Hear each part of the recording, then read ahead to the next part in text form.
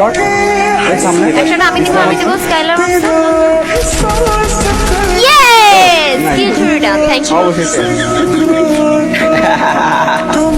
এখন তো সুইমারে উঠে যায় না এখন তো অ্যাভেলেবল শুই পাওয়া যায় না অতি লোভে তাতি নষ্ট হয় বাঁচাও লিজেন্ড আরে কি সুন্দর নাইস অল